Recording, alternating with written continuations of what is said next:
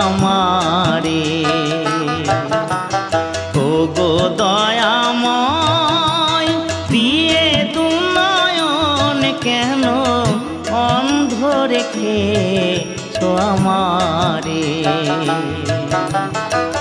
তুমি যে বিশ্বময় বিরাজ করো দয়াময়, তবু আমি এমন অভাগা